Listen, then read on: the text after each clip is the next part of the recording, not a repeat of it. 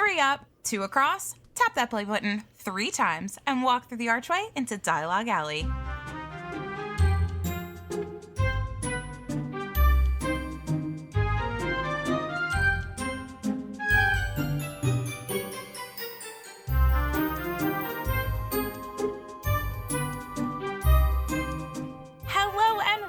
Dialogue Alley, a podcast all about Harry Potter books, book translations, and all other things magical. I'm Melanie.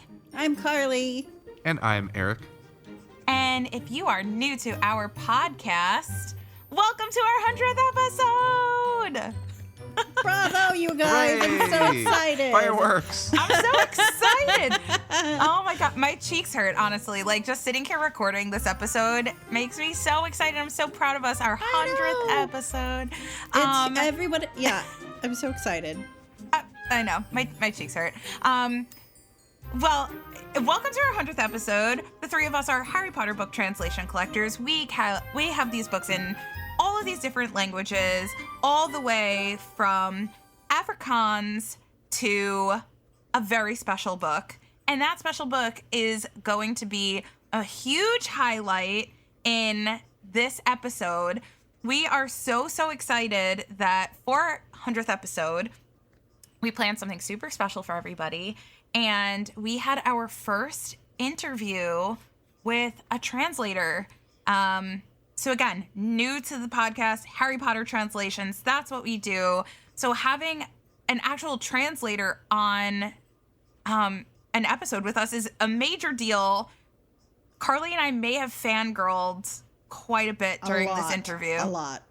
Erik might have too, but I'm just speaking for me and Carly. Well, Erik is a pretty big fangirl too. I suppose. I feel like I held it together okay.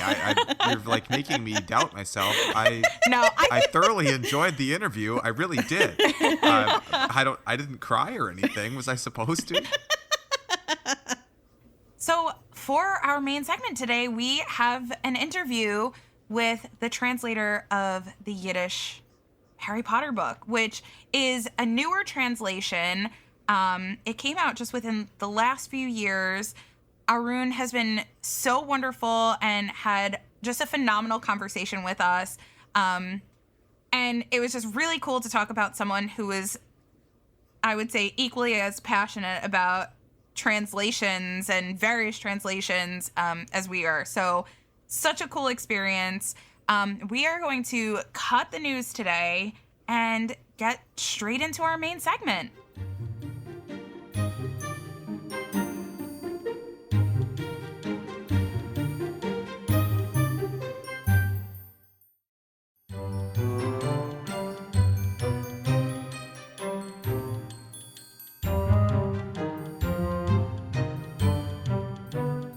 Okay, everyone. So for the main segment on this episode, we are absolutely delighted to be joined by a translator, someone that actually translated one of the many languages that we have Harry Potter in and that we are always talking about. And this is actually one of the newer translations to hit the Harry Potter fandom. And it is the Yiddish translation of Harry Potter and the Philosopher's Stone. So we are absolutely delighted to welcome Arun, who did the translation for Harry Potter and the Philosopher's Stone in the Yiddish language. So Arun, welcome to the show. Thank you so much for being here. Thank you so much for having me. It is absolutely our pleasure. Like, this is what we live for. This is the only reason we do this podcast is because we are crazy and we collect Harry Potter translations from around the world. And what better person to talk about a Harry Potter translation than someone that has done a Harry Potter translation? I was so excited when Carly reached out to me, so I'm really excited for the conversation as well. Yay. Awesome. So I think to get things started, I mean, Yiddish is a language that isn't necessarily like one that people think of right away when they think of a book that is being translated. So what is just your general background on like your history with Yiddish as a language? Like, was it a language you grew up speaking? Was it a language you learned later? How many other languages do you speak? Just what is your general background as a language speaker? And then maybe what is your background as a translator? Yeah. Well, anybody who is Indian will look at my name and be like, that guy does not know Yiddish. My dad is from India, so I have an Indian name. And I actually grew up speaking Tamil with him, which is a language from South India. And I have not read the Tamil translation yet. I was going to say, we have that one. Like, we have We that. own it. It's on my bucket list. The problem with being a translator is once you've translated, you can't read any other translations because you just go down a rabbit hole. And anyway, back to introducing myself. I live in New York City. I work at Instagram. I'm an analyst. I'm a huge language nerd. I love learning languages. Right. So I grew up speaking Tamil at home with my dad and with my mom in Yiddish. She grew up in the Bronx. Her parents were from Eastern Europe. And so she grew up speaking Yiddish, and then my mom spoke Yiddish to me. It's not exactly the most common language among Jews more generally these days. Before waves of immigration and the Holocaust, Yiddish was spoken by like over 10 million Jews in Eastern Europe, and lots of pressures, including assimilation, and the war kind of led to Yiddish falling out of fashion, with people just moving to English or whatever other immigrant language, or if they moved to Israel, switching to Hebrew. And so today, we kind of have a situation where Yiddish is primarily spoken by Hasidic communities, which are sort of religious, sort of self-isolating communities who see the language as a way to kind of demarcate themselves from the outside world. So the funny part is that, the market for Yiddish Harry Potter it's not obvious. Yeah, it's not obvious who the market is for Yiddish Harry Potter, because most of the people in that community, kind of similar to like the evangelical community, or at least some portions of the evangelical community, I see it either as like outright heresy or just like, this is not for a nice Jewish boy to be reading or whatever. But outside of that, there are like random families that continue to speak Yiddish like mine, and random Yiddishists. So people who learn Yiddish or, and who aren't Hasidic. So that's kind of a little bit of my background. It's pretty random. Well, I think it's very admirable. And I don't know if Carly told you, I'm a teacher, and I teach English as a second language, or English language learners. It's called many different things in many different states. We now call it multilingual learners, or I teach English language development. Anyways, most of my kids that I teach have a very hard time communicating with their parents, even if their parents both speak the same language that's not English, let alone having one parent speaking one language, another speaking another, and you grow up in an English-speaking country. So, like, I think that's extremely cool that you are able to learn Tamil and Yiddish, and you speak English also. Like, that is such a cool thing that, like, your family really, really made that, that importance known when you're growing up. So like, I think that's, I think in terms of students that I work with, I think like you would be like the minority, like you actually learn both languages that your parents grew up speaking, and you can communicate with both of your parents in those languages. So that is just really, really cool. So. Well, yeah, they were pretty strict about it. We weren't allowed to speak English at home. And they were very strict about like, there is a word for whatever thing you're trying to say in this language. So figure it out. So you can kind of see the path to translation. Oh, very true. And yeah. And this very curious then, what was your parents' common language? What do they speak to each other? My mom kind of understands Tamil, but Yiddish is a lot easier than Tamil for an English speaker. So it was typically Yiddish. I think at some point they were speaking in English just so that it was sort of a neutral territory between the two of them. But yeah, and then learned a bunch of other languages randomly after that, because once you start, you just can't stop. Well, that's true. Carly can agree with that, and so can I'm thinking of one of our listeners in particular, absolutely cannot stop learning languages, which blows my mind. So that, I guess, leads naturally into how did you get involved with this Harry Potter translation process? Like, how did that come about? Yeah. So like I said, I work at Instagram. It's my day job. And I'm actually, I don't know if I should say this. I'm not like a huge Harry Potter fan, or at least I wasn't before. Like I read Harry Potter, like I guess I don't know how old you guys are, but like I kind of feel like I was the same age as Harry, more or less, like as the books were coming out. So that's us too. I was born in '89. Yeah. I was right okay, around. great, yeah. So I feel like it was like a real generational thing. So I can't say I wasn't a fan, but I wasn't like a super fan. But my wife actually is a huge fan. Harry Potter is like her comfort reading. I don't know how many times she's read the series. So we were talking about having kids, and I said I wanted to speak to my kids in Yiddish. Unfortunately, I can't speak Tamil and Yiddish to my kids. You got to pick one. But she was like, okay, well, there's no Harry Potter in Yiddish. I was like, okay. She's like, I'm not having kids with you if there's not Harry Potter in Yiddish. What are your kids going to read? I was like, you know what?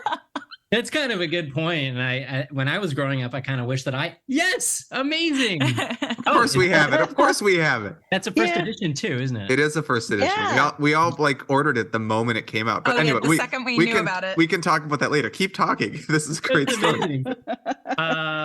Yeah. I love that the sticker is still on there. Not many translators have their sticker right on the front of the book. I think that's one of shenanigans there where like I guess we couldn't like put it in the I don't know. My publisher dealt with that. It was very nice. Okay. I think it's awesome because I would say that's like a unique feature amongst our translations, having like your own personal little translation sticker. Oh, well, that's cool. Okay, so we left off. It was between having kids or translating Harry Potter into Yiddish. And like I had done random other translations at different points, but like not literary. It was mostly like flyers for like various Yiddish organizations I was involved in. So yeah, this was my first foray into actual literary translation. Oh wow. And yeah, I have some shouldn't say regrets, but now that I'm working on book 2, I'm like, okay, I feel like this is a journey for me, and I kind of make myself feel better by saying, for Rolling, it was also a little bit of a journey in terms of the literary development and the style and the quality. So I give myself a pass. Like how did you get involved in this process? Did someone reach out to you, or did you reach out to somebody, or okay, so, like do you have to be certified as a translator? Like how were you the only one that raised your hand like when they said who wants to do it? So that's the thing. It's kind of a crazy story. There is no like translator certification for Yiddish.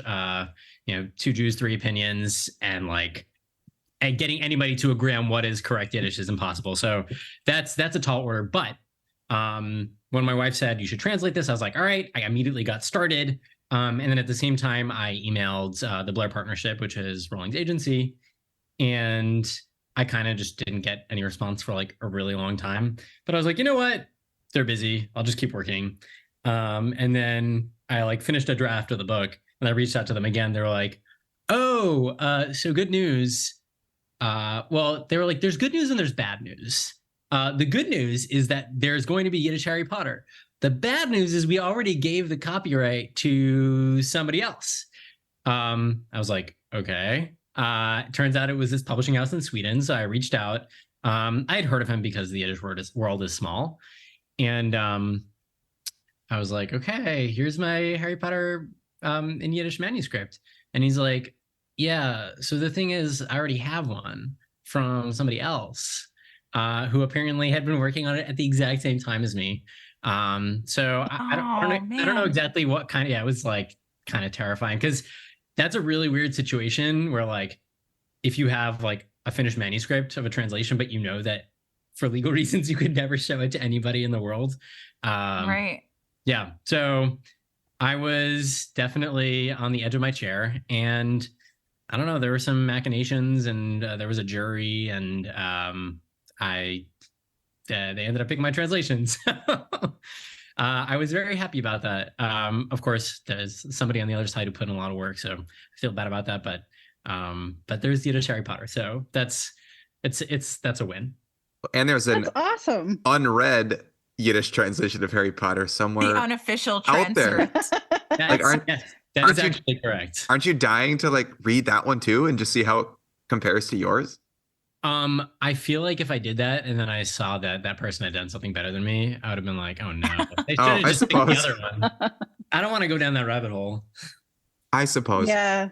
So Meanwhile, we're all like, one. I would love to go down that rabbit hole. And we sit here, and that's one of like our pastimes is like, oh, let's hold up this Arabic book next to this Arabic book and let's count all of the differences. And then we end up with 3 different, 4 different, 5 different Arabic books on our shelves because of situations like that. Or people are like, hey, here's an unauthorized book in Tigrinya and Amharic. Hey, here's another one also in Tigrinya and Amharic or Amharic. I think we have two Amharic, one Tigrinya.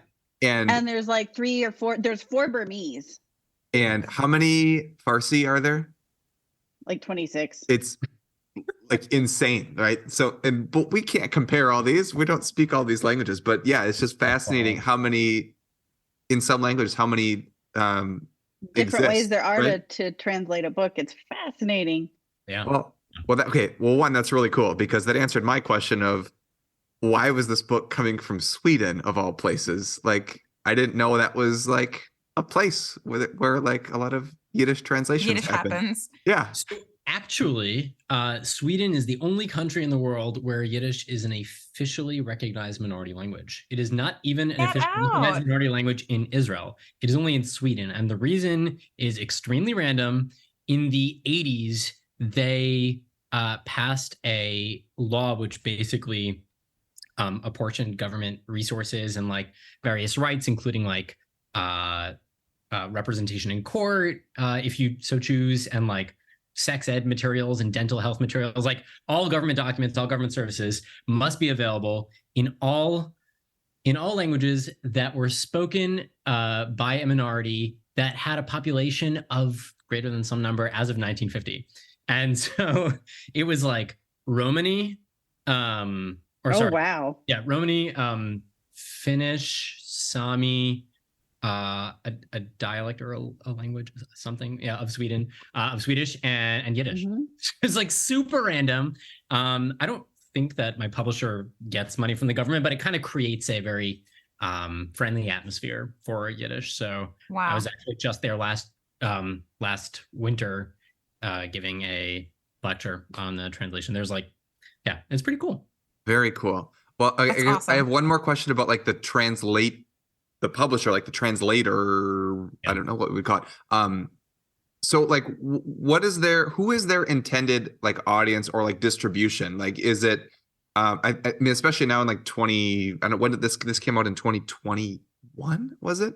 2020. It came out at the end 2020. That's right. You know why? At the end, right? I bought this when we were building our house and we had to move home to my parents' house. So I was living at my parents' with my whole family while they built the house I'm living in, and we like pulled the trigger during the pandemic. And it was like, is this gonna be a good idea? And it was like, wow, there's no good news in the world. And then they're like, oh, actually, Harry Potter's coming out in Yiddish. And we're like, yes, we can do something exciting.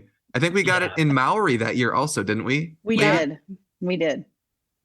And Belarusian came out. And Belarusian, those 3. It was a big year for us. It was a big year for new translations of Harry Potter. And they were all kind of close together. It was so much fun because the books all kind of came in at the same time. It was really, we had so much fun. It was awesome. So when they said, yep, we're going to do it, we're going through translation, I think there was 1,000 books in the first print run. Yeah, it was 1,000 in the first run. And then there was a second run of the first edition. That was also 1,000. And then I think we're in the middle of the first run of the second edition, which is, I think, also another 1,000 or maybe 2,500. I'm not sure. I don't handle the logistics. No, that's fine. That's incredible. But I think the cool thing about that is, right, like Yiddish book from Sweden, but it means going everywhere. It wound up at my house in Minnesota and I didn't speak Yiddish, but I bought one, right? Like, yeah. How many, do you have any idea like what the distribution is like and like where in the world this book has ended up? Yeah, well, it's kind of like you said, pretty much everywhere. I think that like there were definitely like the diehard fans that got a copy. I think there were a lot of Jewish people who don't speak Yiddish who are just like, Well, I have Yiddish in my heritage. Like, I want this on my bookshelf. That's my mom. Okay, there you go. Whoever said my mom was like, I need to get, that was her first translation. She doesn't have any Harry Potter translations, but she's like, it's coming out in Yiddish. I have to have that. But she didn't have Hebrew? No, I mean, I have the Hebrew books, but like I don't know. There's something, I feel like our connection to Yiddish is so like nostalgic and wholesome, and that's that part of my heritage. It's like words that my grandma would say to me, and it's words that my mom says to me, and now that she says to my daughter, and it's like a comfort language, I feel like, to us. And there are certain words that I hear and it just like, it makes you feel like warm and fuzzy. I don't know. It's like different to Hebrew, which can sound like quite harsh, I feel like, at times as well. My father-in-law is Israeli. When I hear him talking to his family in Israel on the phone, I'm like, I don't want to be on the other end of that. Like, it doesn't sound great right now, even though he's probably saying like, I love you, I can't wait to see you. Like, he's showing a cookie recipe over the phone. Yeah. Please share me your vodka recipe. Yeah. So my mom needed to have this book. When I ordered mine, it was like the first time that she wanted a translation too. So she has a nice first edition, first run, like on her shelves too. So. Well, you must have gotten on it really fast, because I think it like sold out in 24 hours. We did. Yeah, we all did. Yeah, that's our thing. We're those people.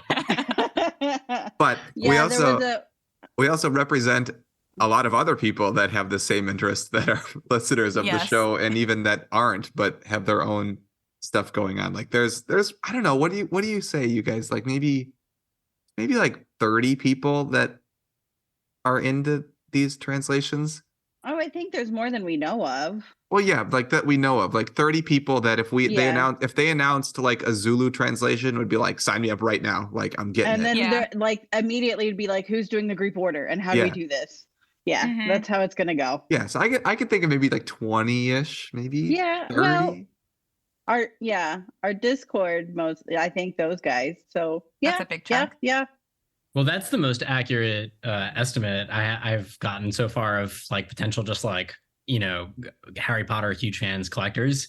And then Melanie, I love that. Like people like your mom, people who have it in their heritage, and then like people who are learning Yiddish. I know of like at least a few people who started learning Yiddish just so they could read this, which really warms my heart. That's awesome. Oh, that's awesome. Yeah. So I was really, really excited about that. A lot of people from my Yiddishist community, so like the non like religious Yiddish speakers. And then there were even some Hasidic parents who, like, one biked up from Williamsburg to my apartment in Washington Heights to pick up a copy at the beginning of the pandemic. And I was like, who's this for? He's like, it's for my kids. I was like, your kids read Harry Potter? He's like, yeah, they've read it in English too. I was like, all right, I guess I misunderstood how cloistered your community was, but it has gone everywhere. And I kind of love that. I think that's an amazing thing.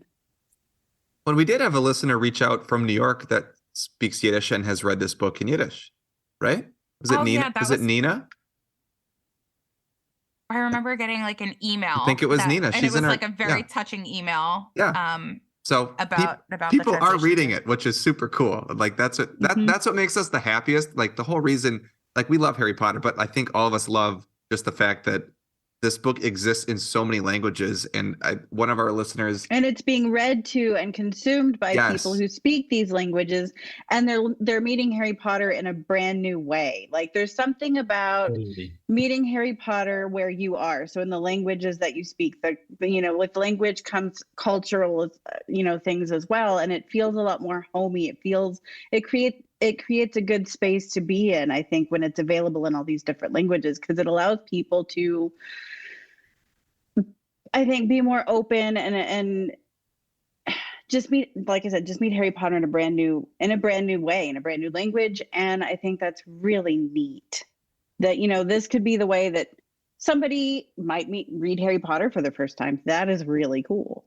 Yeah, I know like Yiddish nerds who hate Harry Potter, but they're like, all right, there's Harry Potter in Yiddish, so I have to read it now.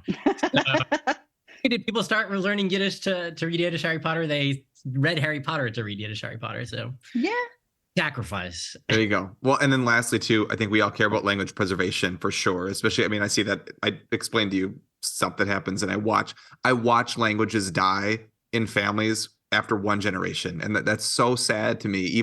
And there are even languages like Spanish, right, or Mandarin that are so widely spoken throughout the world, and they just die in one generation.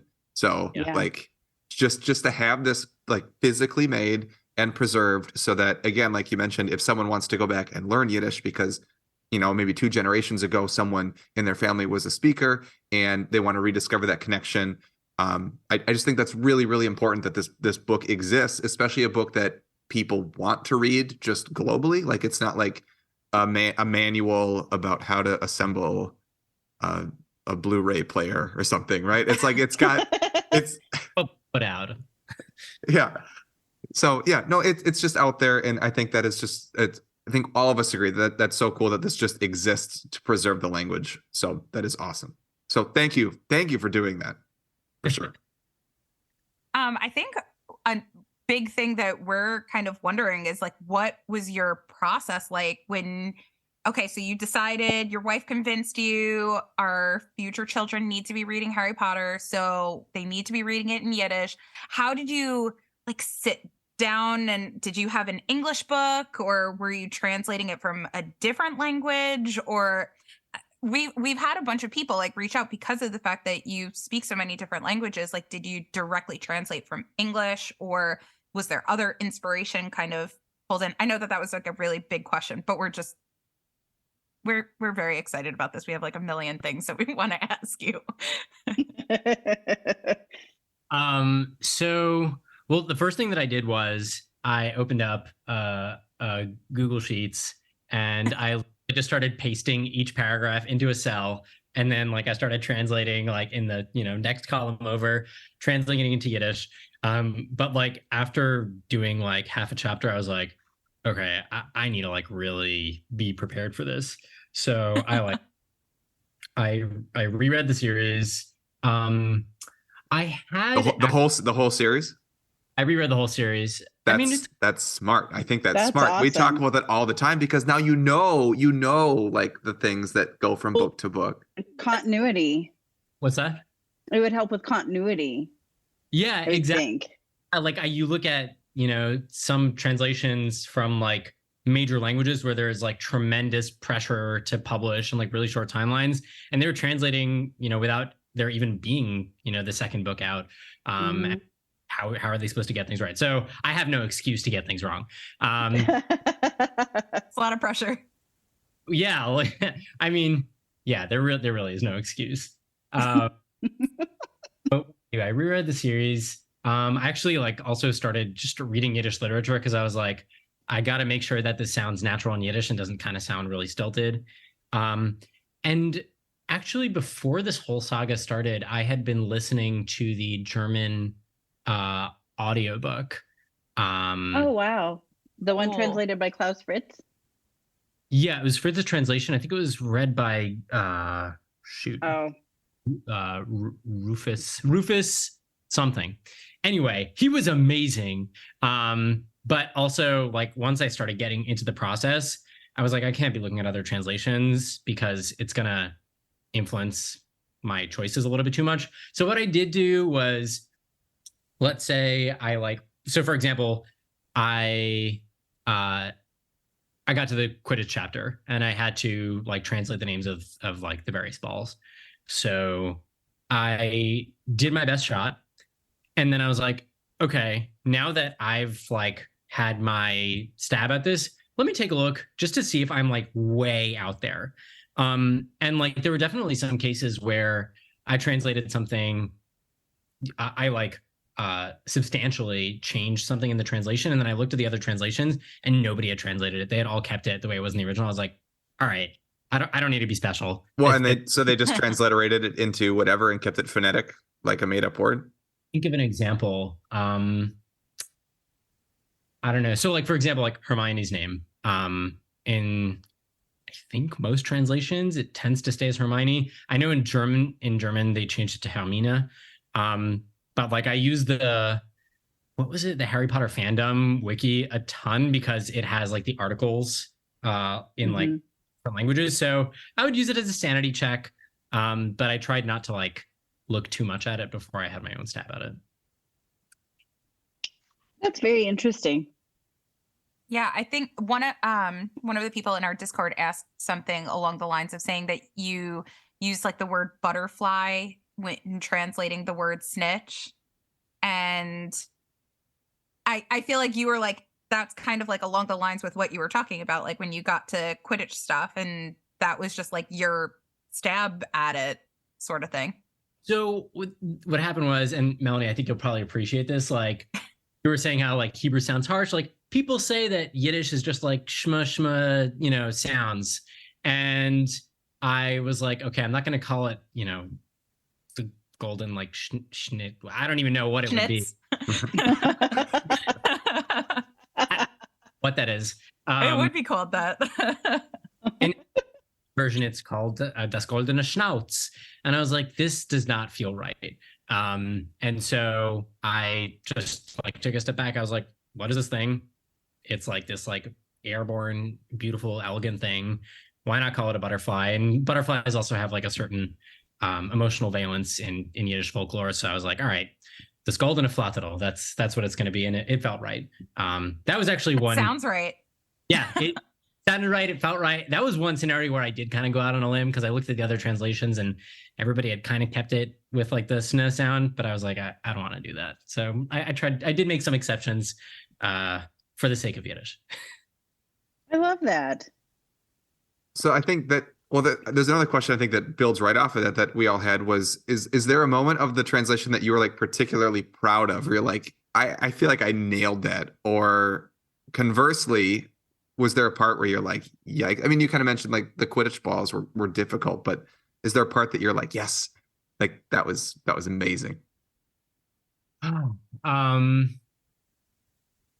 so there was one really fun one, but to explain it, I need to give a little bit of background on Yiddish. So Yiddish is a Germanic, so it's related to English and to Swedish, but especially to German.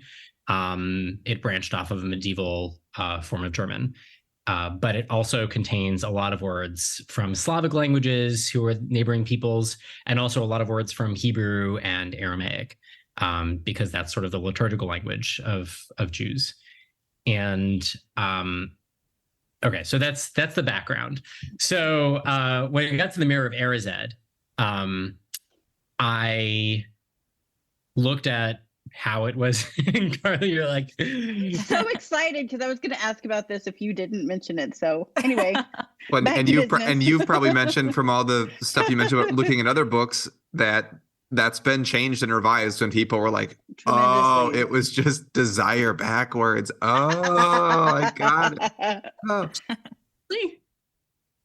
That's crazy. All right, well, maybe I was lucky that I had read it as a kid, and like I feel like everybody knew that at the time, but I can imagine if you come to it fresh, it might not be obvious.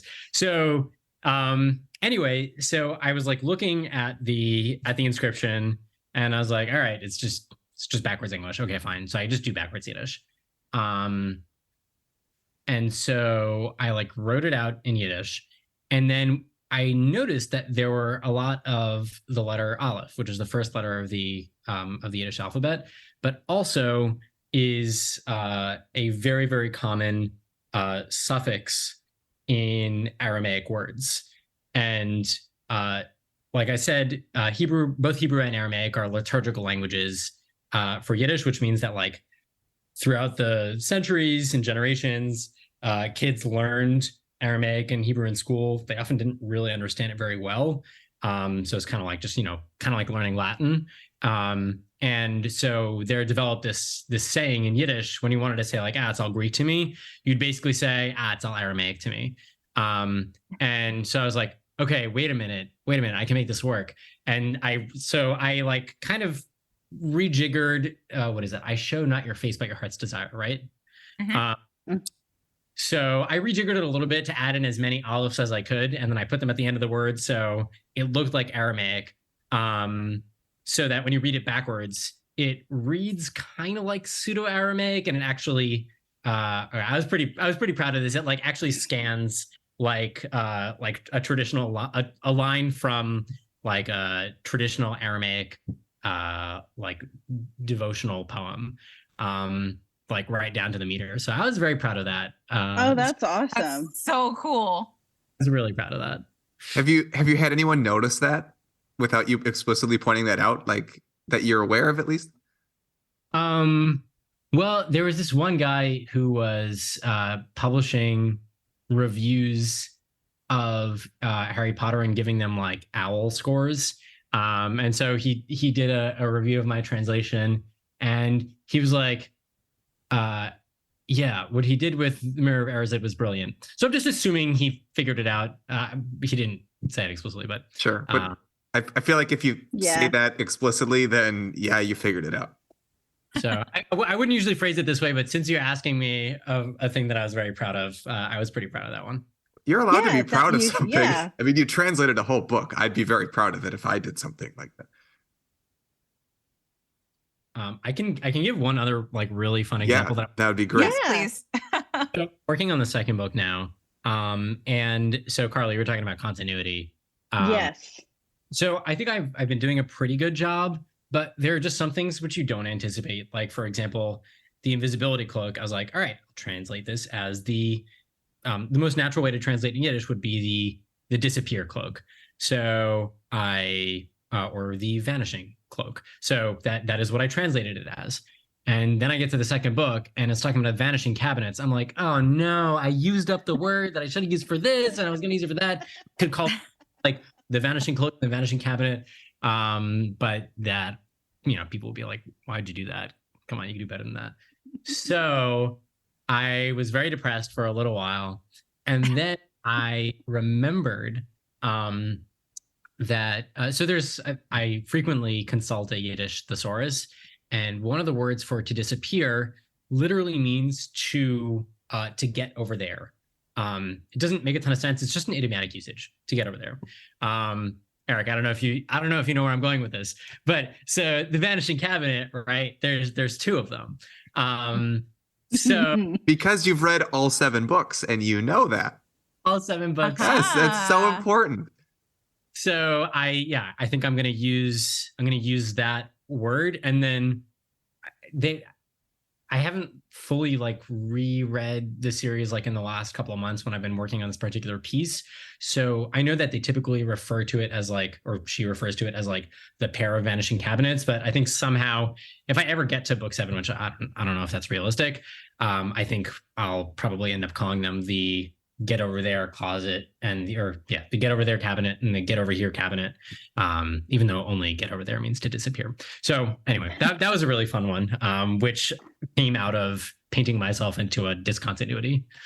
That's so cool. I love that though. It's super clever. What were you going to say, Melanie? No, I was going to say, I feel like that might be a foreshadow too, because I think you don't find out that it's a pair until Half-Blood Prince.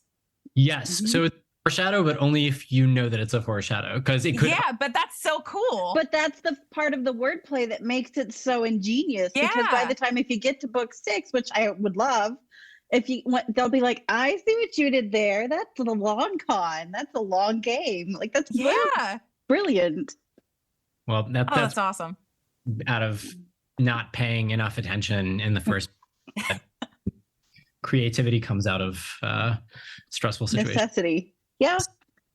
Well, but very I think well done. This just, to me, exemplifies, I think we've all had teachers in school that say, especially our age when the internet was kind of in its infancy in terms of just general usage in people's pockets all the time on their phones. But saying like, you can't just plug stuff into Google Translate and have it work. Like you can to convey a very like literal meaning of something. And it will get your point across, but there's no way that you can like artistically craft a meaning of a sentence to make it mean more than what it literally means on the paper, if that makes sense. Yeah. To like a loaded phrase, basically. Right. Incidentally, like for Yiddish is absolute garbage, but I'm sure with like it'll be amazing in 5 years or tomorrow, whatever.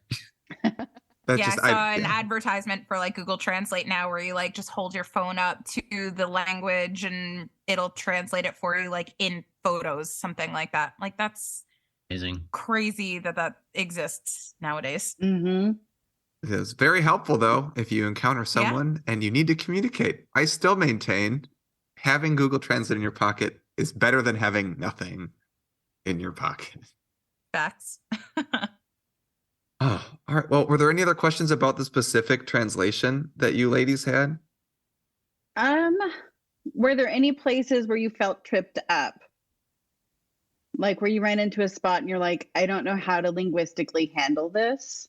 I would think, because I've been reading some of the other articles from other translators, and I know we kind of briefly talked about it, and they came out brilliant, but where you're just looking at it and you're like, I don't know. Like, I think Greenlandic ran into some of that, if I remember from some of the articles I read, and some of the other languages where the magic words were just so out there that to get the meanings across, they had to sit and get really creative, or they just kept them as is and hope that the reader knew what they were doing. Does that make sense? Yeah, I mean, yeah, with most of the spells, like they're faux Latin and faux Greek, and Yiddish is a European language, so a lot of those kind of felt at home. So like Wingardium Leviosa sounds like pseudo Yiddish Latin, whatever. Yeah, it sounds fine. There are some spells in the later books, right? Like ridiculous, right? That's yeah, you got to do something with that. So I haven't figured that out yet. But one place that I did get really stuck on was whether I should. So Yiddish is a phonetic alphabet, so there are no silent letters. So I had to decide whether I was going to basically put a T at the end of Voldemort or not. Oh wow, yeah. Like I thought about that being a thing. I read a ton of articles, like conspiracy theories, like, oh, I heard J.K. Rowling, like she pronounced it in like this random library reading. Well, Jim Dale, who did the audiobook for at least the whole first book, says the T until the movies came out. Yeah, that's right. It was until the movies came out, so it was all the way up through 4. And I don't know, does Stephen Fry say the T in the UK version? Because they're both British gentlemen, but they each like one did American, one did British. Which they're both great, by the way. I'm trying to remember. I want to say no, but I know that I'll probably be wrong. Because I just hear the book in Jim K. Like I do too. That's how I hear the book. Yeah, I haven't listened to Stephen Fry enough to. I don't know. I can almost get there, but I could go either way. No, but he has a T, like a definite T until the movies come out after book 4, and then it goes away. It fell off. Yeah. No. No, it's the other way around. It's Sorry. The other way. No T, and then there is a T. Right. Well, and Cursed Child, they don't use the T. They say Voldemort. In the play when you went? Mm-hmm. Interesting. Mm-hmm. Well, I knew that I basically had a choice. And with that, I had to figure it out before book 2 because I had to figure out the anagram before. Yeah. Oh yeah, that's a great question.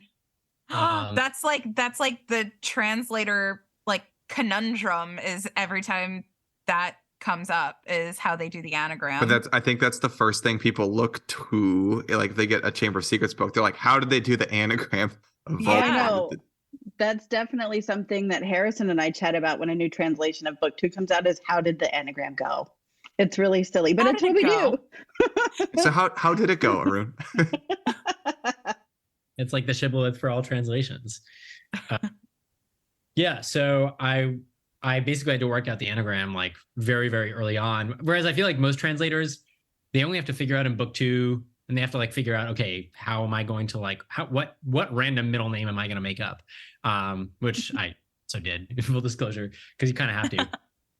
But also like, you know, there is in English it's I am Lord Voldemort, and then I had to figure out like, okay, what is the I am going to be in Yiddish? And I realized that I needed the T for Tom, and I couldn't. Anyway, I ended up not putting in a T at the end of Voldemort, so it is Voldemort in the Yiddish translation, and hopefully sometime in the next year or so, book 2 will come out. And well, we will pre-order it. Yes, we will have it pre-ordered. We'll be your first customers. Amazing. I don't think. Know, No, I was just going to say you're not that far from me, so I might have to. I can't ride a bike to get my own personal copy, but I could take a train or I could drive. You're like an hour from me. Well, I have in-laws in Long Island, so if that's anywhere near you, I'm sure I could find my. We'll talk. I think like one of the last things that I want to know about is the sticker thing. Now that you like brought it up, like it's been sitting in the back of my brain because also every episode we will like take a book and we call it like the translation of the show. We'll like analyze it. I feel like Yiddish was my first translation of the show when I first started on this podcast. Yiddish was the first one. I picked it because it's very sentimental to me, obviously. So back then we didn't do like an X factor. Now that's something that we do. And honestly, the sticker on the book I think would be my X factor because like I was saying before, that's not something that they do. And I just think it's so cool how highlighted you are because of, I know it's just like a sticker, but it's very highlighted. And I feel like the translator isn't always highlighted. And clearly, like, you're very important to us. Like, translators are so, it's a big part of what we do is, you know, having such respect and good thoughts about the translators that are making all of this possible for us. So I think the fact that you've got like a cute little sticker on the bottom of this is a really big deal. Yeah, I can't think of hardly any translations. There's a few where the translator's like on the cover, but they don't have a sticker. Not many. Not many. No, the one that comes to mind. I'm gonna reach back here, so I hope I don't tip things over.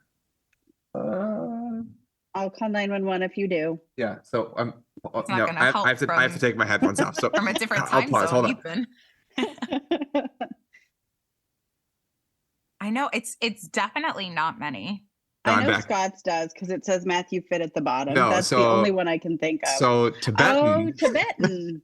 Tibetan is one of my favorites because the translator gets his own little paragraph and photo in the end. Yeah. And that's where do we sign the petition to get you in the next Chamber of Secrets? Here's the J.K. Rowling in the front. It's like her picture and one sentence, and then the translator gets this. And I don't know what it says because I don't speak Tibetan, so I don't know if it's him writing about the translation or if it's someone writing about him as a translator. But like, look at how happy this dude is. He's like, I did it, Tibetan, and we did it, everyone. So that is the only other book that I can think of. That has Scott's has it on the front. Scott's says translated by Matthew Fit on the very bottom cover the quote. Yeah, it has it. He doesn't have a blurb though. No, there's no blurb, but you know what? The ones that Bloomsbury did, like Latin, Welsh, Latin, and Irish have the translator on they have the translator on the back, and some of the praise on the back is like, this Latin translation was really good. I'm like, because it's for like academic purposes. Like, no one's gonna be like, should I pick it up? Wow, the back says it's a good translation, so I should get it. Well, speaking of Matthew Fit, I actually I corresponded with him pretty early on. I was like trying to get tips from him of like, hey, how do I? Well, not only him but also Dr. K.L. Naismith, the Hawaiian translator. Yeah, get out. This is so cool. But how do I like contact the publisher? It's like it was very like logistic stuff. But we've corresponded since then. I didn't realize that his name was on the cover because I do have his translation. But anyway, wait, hold on. Now I'm curious. Did your books come with an insert?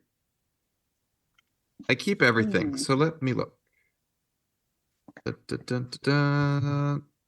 know, Eric. I feel like of all of us, you would have it. Interesting. Maybe it just didn't ship with the. This? I didn't even know it was in there. It was stuffed way in the back. I have that somewhere because that looks terribly familiar. I probably don't. Who's that guy on the picture? Oh, look at him. Wedding photo from the wedding. Was it really? That's awesome. That's great. Oh my gosh. So can you walk us through the insert then? Like what's on the insert? Did you write this or did someone else write it? I wrote it. I think the top hold on. Can you hold it up to? On the front of the back. What's the one side just has a very small. Yeah, so that's just the dedication. So that says to Tali, who awakened the magic in me. Tali's my wife. Oh, okay. Oh, that's so sweet of you. That's so sweet. And then, okay, yeah, the top there is my. Oh yeah, it's a little bit of a bio and why I did this. And then what does it say on the bottom? Oh, that's all the thank yous. It's like thanking the billion people who helped me. So cool. Very cool. All right, so you got an insert. You got an insert. It's loose, but it's in there. Curious, when did the Tibetan version come out? Because I don't know like what the politics are in terms of like who gets to have what, but I remember discussing with my publisher. I think he actually brought it up. I had no expectation that my name was going to be anywhere or like, other than on the copyright page. And he was like, I'm so sorry that your name can't be on the book. I was like, oh, that's fine. He's like, but we're going to put a sticker. I was like, cool. And he's like, you can do an insert too. I was like, sounds good. I'll send you some stuff. Right. You can send a poster with the book for people to frame on the wall and a cardboard cutout of the translator. That's if you pre-ordered within the first 10 minutes. Oh, so. I didn't do that. Next time. I have a very difficult time reading the copyright page in the Tibetan version, but I do know that the one that I have they reprinted all three when they came out with the Prisoner of Azkaban book. Okay. My Tibetan is still in a box that I'm looking at right now because I don't have shelf room. I've got to buy more bookshelves. Okay, because this was one of the last translations I got. It was really hard to find. Mine was one of the original, like, first print Tibetans. When did Tibetan print? I will look that up and I will let you know because I have that information if I can read it. Oh, that's yeah. Yeah, I think I have the same Tibetan that Erik has, so I'm of no use. Yeah. I got mine from a seller in there's France. a lot of 2007s on here, but I don't know.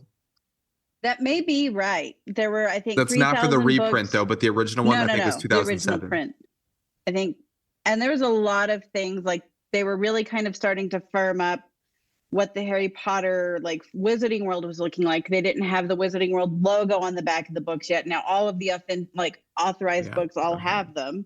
Yep. They have like HP to identify it with the franchise, but it wasn't a part of the Wizarding World franchise as we have it now. So they were all getting things shaped up and wanting to get things uniformed.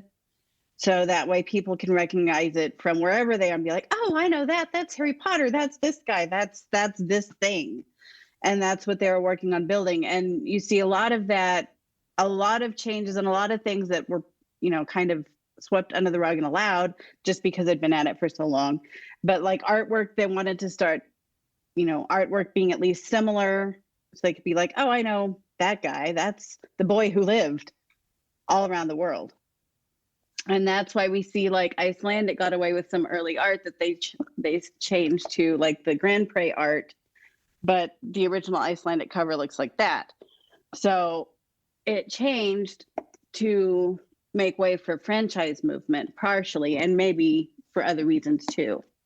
Well, that's the trade-off. I get access to all of the plot continuity, but you have to deal with, whatever. I mean, my publisher dealt with that, and he's like a small publishing house, and he clearly cares a lot about translators he works with, and was so kind as to. I think that's so cool. You're on the cover, and a really good sticker too.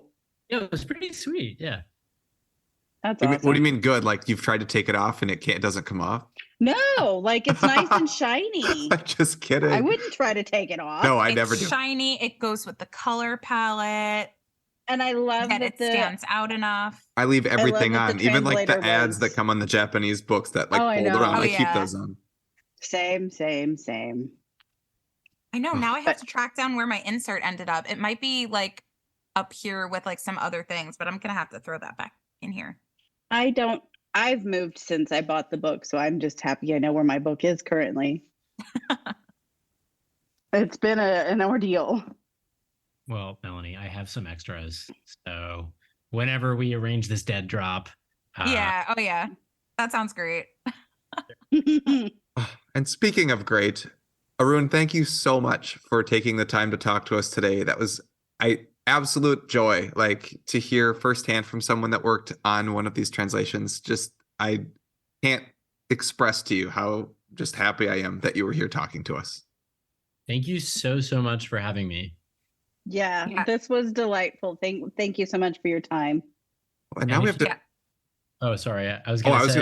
I was going to say, now we have to figure out another thing to talk about to have you on again. What were you going to say? I was going to say, if you could plug the website where people could buy a copy if they don't already have. Oh, absolutely. Absolutely. So Arun, why don't you just share with people, if people want to get this Yiddish translation, I mean, there are places to buy it. You can still buy this. It's not like some of the translations we talk about that are totally gone and impossible to locate. You can still buy this. So Arun, where can people go to purchase their own copy of Harry Potter and the Philosopher's Stone in Yiddish? So it is harrypotter.onlyansky.com. But maybe you'll have to put that in the show notes because people may not know. Olniansky, Olniansky. Yeah. Very good. We will definitely put that in the show notes with a link. So all you have to do is click on it. Yes. Although some people don't know that we have show notes. My wife didn't even know. She was like, she was watching me like type it up because I had to upload an episode this week. And she's like, what are you doing? I'm like, the show notes. She's like, the what? Like, don't you click on it? Like, I work really hard on this every week. Well, also, if you Google Yiddish Harry Potter Etsy, the publisher's store is an Etsy store. So I'm sure that you'll be able to find it in case you are unable to successfully spell Olniansky. Perfect. We will put links. Perfect. All right. Yeah, absolutely. Thank you so much again. This was And I can't wait for awesome. book 2. Well, if we don't have you back before book 2 comes out, we'll definitely have you back on when book 2 comes out because we'll want to chat about that for sure. Amazing. Yes. All right, guys. It was so nice to meet you. Nice to meet you. Nice to meet you too. Thank you so much.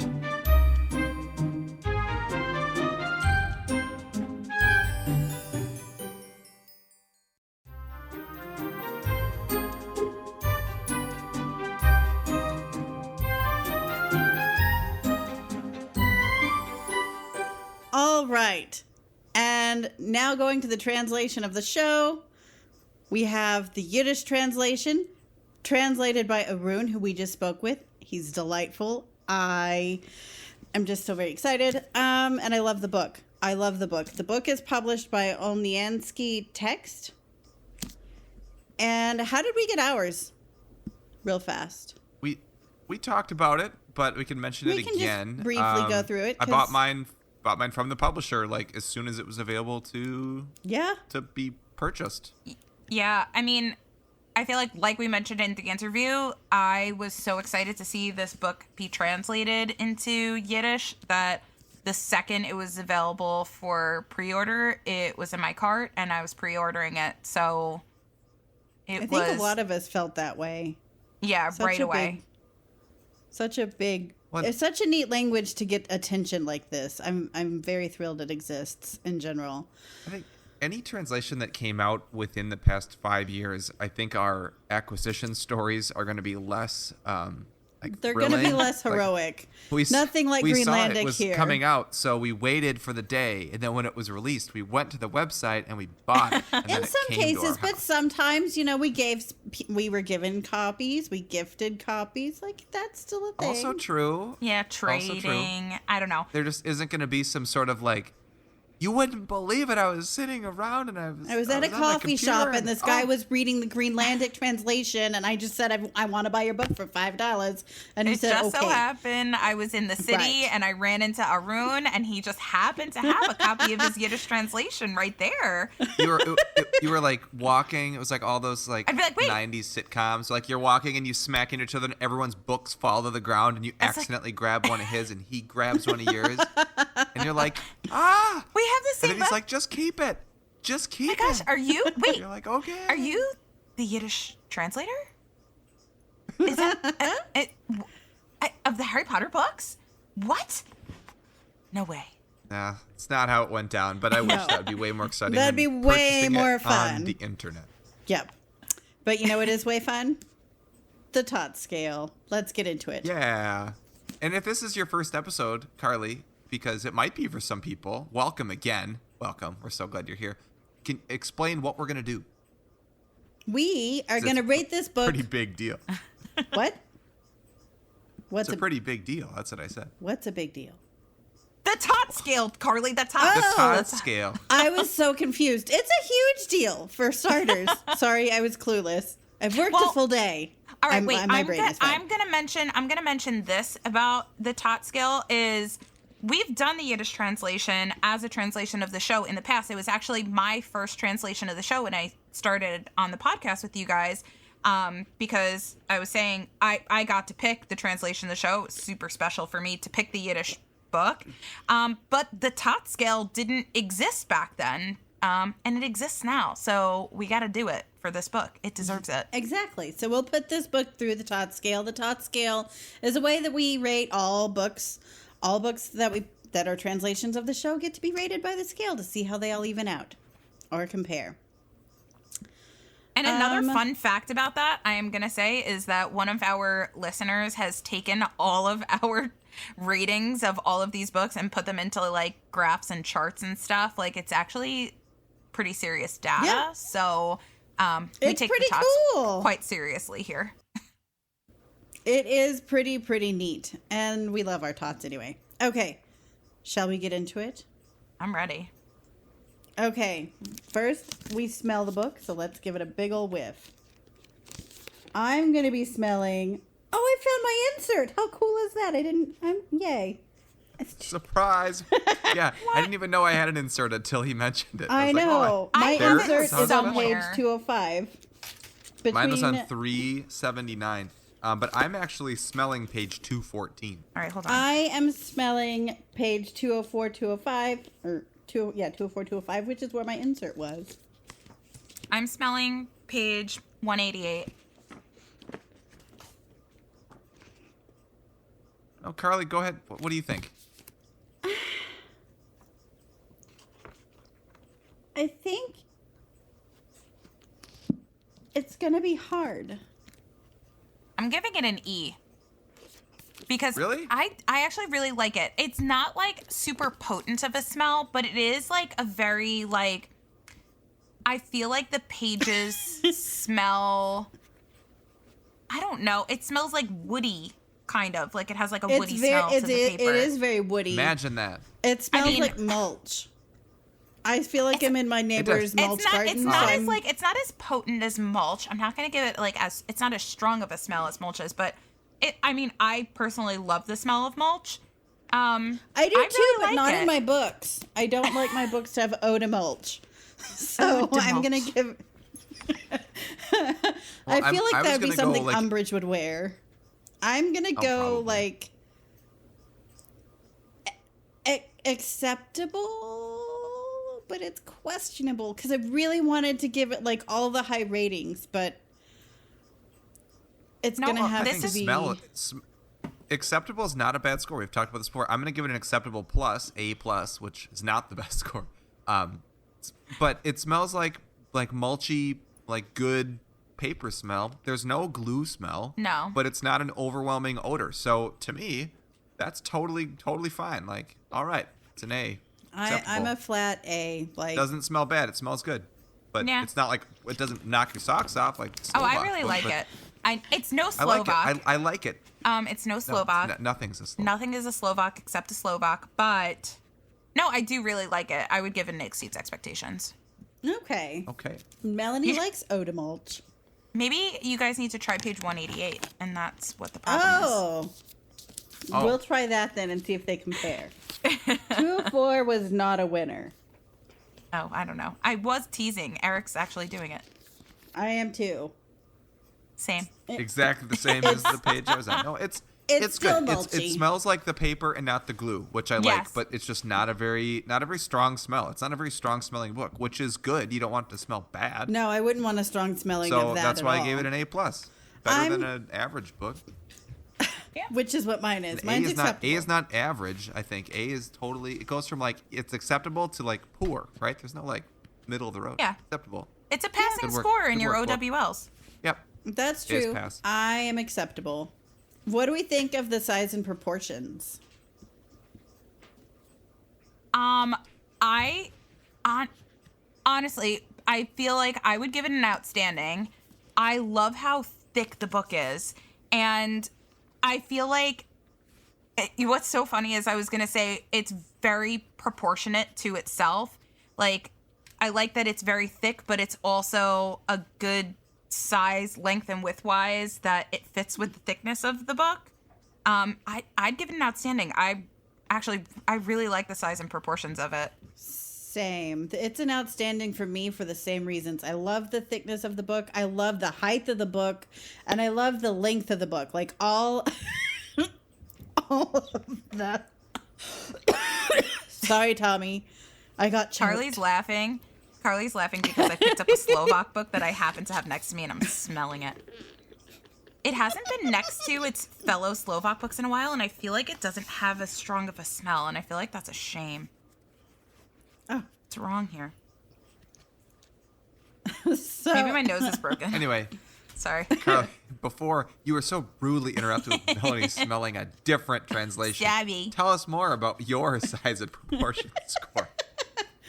I love when the book came in the mail. I think I probably squeaked. I was so excited for not so many different reasons, but I love that one of them actually was just the size, proportion, shape of the book. All of that loved. I think it's an outstanding. Again, if it got to like books, even maybe book 3, when it starts to get a little thicker and the book was not any wider, it might be a little too thick and not as wide for me. But just a book 1, I think it's an outstanding. I agree. Love it. And yep. And how does it feel in your hands? Also outstanding. I think the thickness of the spine makes it so comfortable, and it just feels great. It fits. Right. It does. It fits very comfortably in your hands. The texture of that Johnny Duddle cover, it's that beautiful buttery texture, so it feels so smooth. And it's not a smudgy smooth. It's just it's absolutely beautiful.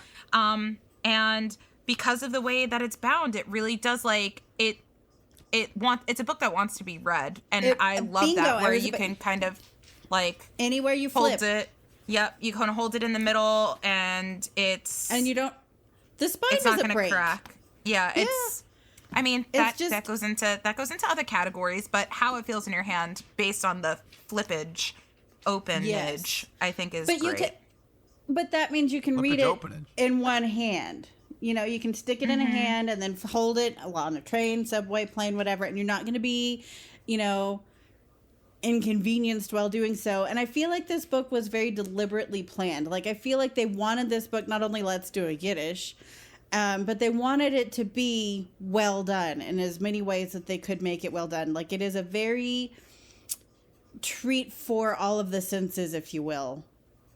It doesn't have a strong smell of anything. We've had some very potent books, and while I think it's a bit mulchy, it's not bad.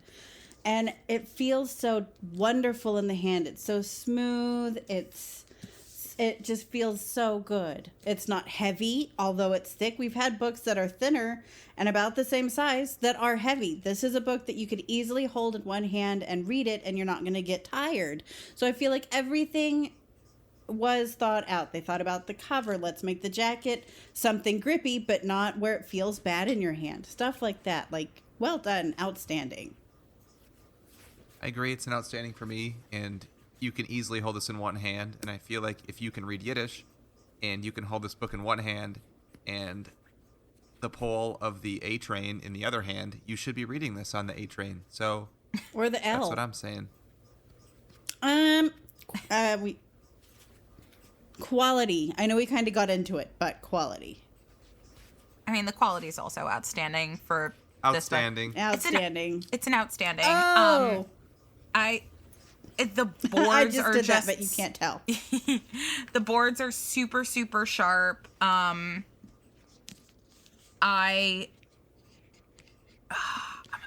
about to find something that I don't like about it, though. Oh. You're allowed to. Can I say outstanding? Doesn't have to be. Yeah. It's an outstanding with like if 100 was outstanding, it's like a 99.9999999, and here's what doesn't make it outstanding. I'm going to show it to you, and you tell me. I loved that. When you take the jacket off, this isn't centered. Maybe it's supposed to be centered to the entire width of the book. It's centered to the entire width of the book. It's the entire width of the book, though. No, just not the boards. It really isn't. It really isn't. If you look at the boards, like, without the jacket, like, the title does not look centered onto the book. See, it is doesn't it just bother mine? me. No, it's mine too. Do you see what I'm saying? And I'm even measuring.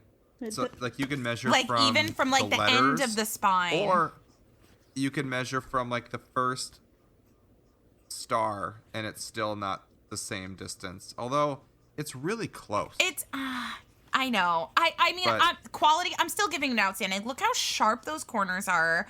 Like, this book. Oh, and, like, the boards itself, it's great. It's beautiful. Like, this whole book, it's just, the cardboard is super, like, firm and sturdy. Mm-hmm. It's made super well. The quality of the paper is, like, just absolutely beautiful. And the ink. The ink itself is really well done. It's really saturated. Like, it's... Yeah. It's really beautiful. Are you looking at all of the books now, Eric? Eric is, like, comparing. No, I always have, like, a similar cover to the one that we're doing to talk about the next category, but I just wanted to check it, the centering of the Johnny Dettle cover. I think on the jacket, it looks great. The jacket's beautiful. It's it was when you take the jacket board off on the boards, it doesn't look super centered. But also, that's because I'm looking at this with like a magnifying glass. Like, and that's because this is what we do. So, well, that's what the top does. But this book got a triple perfect. outstanding on quality. I know. This book is it's perfect, honestly. It's really perfect. Yep. And cover art interpretation. I was just going to say I love how saturated the coloring is. We kind of touched on it. I love how it's probably one of my favorite Dettle covers as far as book ones go, because they really did, like everything else, they used a lot of ink to make these. They weren't cheaply produced at all, and you can tell that on the back cover. And interestingly, I like that the foiling is actually not raised, because I feel like covers like this, when the foiling is raised, tends to rub, and then it tends to flake off, and I'm not running into that here. Like, I can feel it, and it's not going to flake. I enjoy that, and I love how well saturated. I love how well saturated it is. So, outstanding. Yeah, that's a good thing to bring up, because we've mentioned before, and I've even posted pictures of this on my Instagram page, that books that use the Johnny Dettle cover don't all look the same. Like, when the Kazakh book came that I had, it does not look like this Yiddish cover. No. Like, it's almost a different color altogether. Some of them are, like, very purple. Some of them are very blue. Some of them are very indigo. So, very pinkish, yeah. Like the Bengali one is very pink. Yeah. Yeah. And it really depends on the book. And even, like, the back cover, which doesn't have a ton of different colors on it, like, that's where you can really see which, like, what the main colors. Yeah, Melanie's holding up. Yeah, I just grabbed. What are you holding up? So I have Philosopher's Stone paperback original Johnny Dettle. I also have the 25th Dettle that you're also holding. Yep, that's the one I'm holding. So you can definitely, see a color difference from the original Dettle versus the Yiddish, in that the original, the colors are maybe, like, they're slightly different. It's not even that they're, like, brighter. It kind of looks like it kind of just looks like the sun is up a little bit more, or a little in the original, and the sun is down a little bit more in the Yiddish, if that, like, makes sense. Like, like the Yiddish, it's a little bit more blue toned. The original, it's a little bit more purple toned, but I really like that. I like that it's more leans more blue than purple. And the back cover definitely, like Erik was saying, you see it's so blue in comparison to the original, which is super purple. So I feel like that interpretation, I would give it an outstanding for how they interpreted the original Duddle cover art. I think it was really, really well done. I agree. I agree. Outstanding. I love, Carly mentioned the foil. I love that the foil is on the back cover too. It's so shiny and like, I know. I don't know. It's beautiful. It's just and the very, stars, very shimmery. And again, the stars on the back side and the front side, but on the back side, they're very deliberately placed to catch the eye and lead the eye into certain places. It's a very well done cover. Everything is very deliberate here. The foil makes the whole book shimmer. Oh my God, are you in your Taylor Swift era? I was going to do it last episode and I didn't. So thankfully we picked a tots that also shimmeried, or maybe a couple ago. I don't know. I definitely did a TikTok using that song with like my favorite glittery fonts. So it exists in this universe. That's so a song.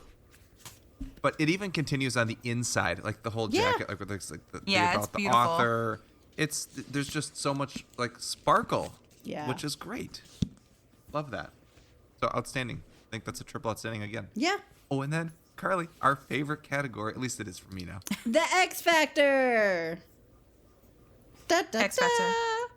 I mean, I'm gonna go ahead and say it. The sticker is probably my X Factor. Oh man. It's probably gonna be all of our X Factors, not for nothing. No, I've got one in case the sticker got taken. Oh, okay. Well, I'm going to say mine is definitely the sticker. You heard us talk about the sticker in the interview ad nauseum. But it's just not, I feel like the translator is never highlighted enough. And this book, not only did he get a great insert, but also like Arun got a sticker on the cover right there and it stands out. And I feel like if it was just printed on the actual cover itself, like it's almost like white noise. But the fact that it's a sticker, I feel like it stands out so much more.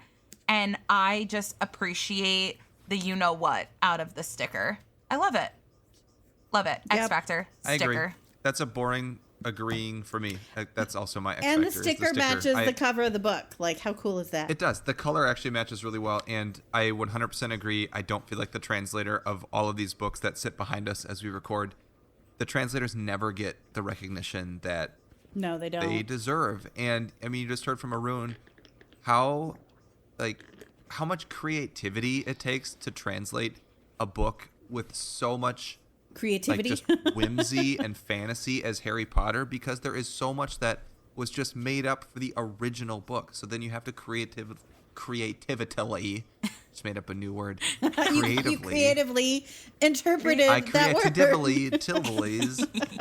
You have to creatively utilize nuances of language to get the same point across in a different language, which it's amazing. I cannot fathom how some of the brains of these translators work. It's just I'm in awe. It just the amount of understanding. Skill it takes. So, yes, give them all a sticker on the front. I'm so glad all that translators Arun got one. need a sticker. Everyone should get a sticker. We should have a bumper sticker that says that.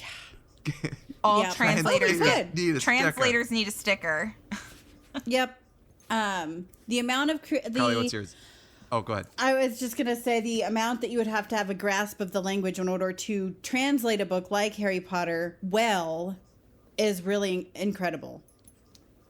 So my X factor is honestly just that a language in the diaspora, essentially, which Yiddish is, has a translation. Like, linguistically, like my little linguistic nerd is so excited about the existence of this book. Like, for real. I'm going to say, and I know I said this during the interview as well, not linguistically, and just as a part of my identity and heritage, the fact that this book exists is just so meaningful and sentimental, and I'm so happy. I'm so happy it's here. Yeah, same. Well done.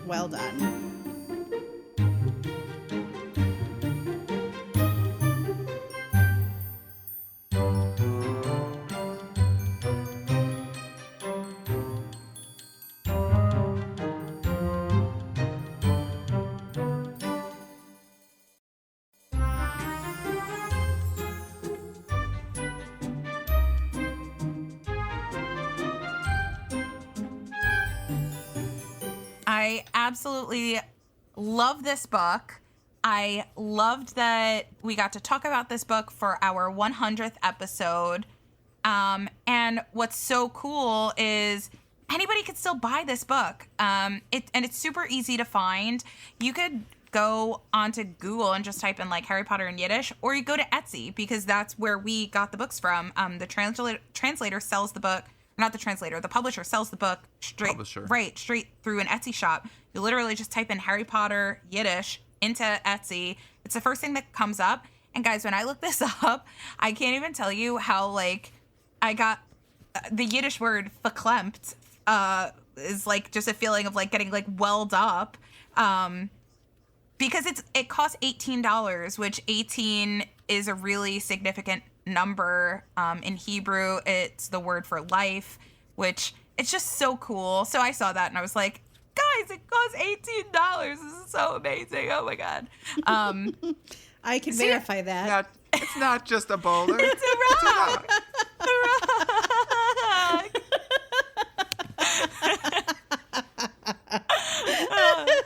It's my favorite episode of SpongeBob, you guys. Does it just cost 18? Does it just cost money? It costs $18. $18 bucks. But so cool. So you too can have your own Yiddish translation. And if you want to get in touch with us to get any other information on other translations, you could do that in a lot of different ways. So I'm going to tell you all of those ways. You can find Carly at All the Pretty Books. You can find Erik at Nocturne Erik, or you can find me at the Harry Potter Collection. All of those are on Instagram. You can also find information for this podcast on our podcast Instagram, which is at Dialoguealleypodcast. We also have a lot of resources on our various websites. So Carly has a website, which is alltheprettybooks.net. Mine is theharrypottercollection.com. And our website for this podcast is dialoguealley.com. Makes a lot of sense, right? Right. I think so. We also have a Twitter. We have Facebook. I'm on TikTok. We're just everywhere, all the platforms. One of the coolest places that you can also find us is on MuggleNet. We're a MuggleNet family podcast. So if you're just scrolling around looking for a Harry Potter podcast, you're going to find us on MuggleNet with a bunch of other really cool Harry Potter podcasts. We are so fortunate that our podcast has made it to 100 episodes. We love doing what we're doing, and we started doing this podcast because we are just a bunch of nerdy Harry Potter book collectors who love talking about Harry Potter books. We love what this podcast has brought us in our lives, particularly the amazing community of people that have supported us along this journey. Our Patreon supporters have been super phenomenal and a huge part of that. In addition to our other listeners that don't support us on Patreon, we love you guys too. We love everybody that listens to this podcast. You all mean so much to us. So thank you guys so much for supporting us through maybe one episode, maybe 20 episodes, or maybe 100 episodes. Thank you guys so much. I also just, on behalf of myself and all of us, we have to thank Arun for joining us on this episode. It was just such an absolute pleasure. We've done a lot of interviews in the past, and I think finally getting to talk to a translator and someone that was a huge part of the process that makes our collections possible was a really big honor for us. So thank you again to Arun.